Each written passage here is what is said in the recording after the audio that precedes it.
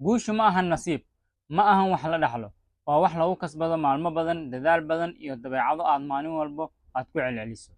Maanta waxaan kuu soo bandhigayaa 5 dabeecadood oo dadka guuleysta ay si joogto ah ay u leeyihiin. Adiguna haddii aad rabto guul, waxaad u baahan tahay dabeecadahan inaad ka dhigto nolol maalmeedkaaga. Intaan muuqaalka gudagelin, waxaan kaa codsanayaa inaad page-ka subscribe aad dhahdo, muuqaalkana like aad saarto. Like waxay naga caawinaysaa inuu muuqaalkeena meel fog u gaaro. Aan u gudagalno muuqaalkeena. 1. Mas'uuliyad qaadasho.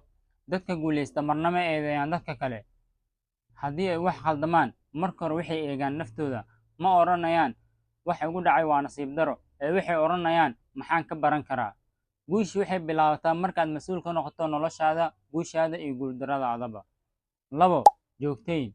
Way fududahay in wax la bilaabo, laakiin way adag tahay in la sii wado. Dadka guuleysta waxay ogaadeen in wax kasta oo qiimo leh ay u baahan yihiin joogteyn, xitaa markaad niyad jabsan tahay. Haddii aad rabto isbeddel dhab ah, hal eray joogtey. 3. Qorshe iyo ujeeddo cad.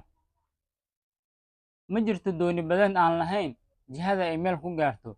Sidoo kale adiguna haddii aadan lahayn ujeeddo cad, waxaad waqti ku lumisaa waxaan muhiim ahayn. Dadka guuleysta waxay leeyihiin yool cad, qorshe cad iyo tallaabooyin maalinle ah oo ay ku gaaraan. 4. Self discipline. Nafta baro. Dabeecadda ugu adag ee guusha waa in nafta la maareeyo.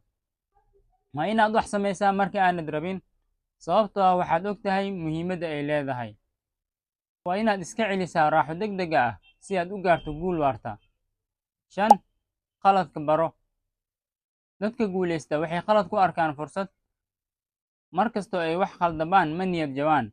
Waxay weydiiyaan maxaan ku hagaajin karaa. Way korayaan, baranayaan, wayna isku dayayaan ilaa ay guusha ay helaan. Haddaad ka heshay muuqaalka like saar, subscribe dheh oo la wadaag asxaabtaada. Nagu soo biir. Mahadsanid.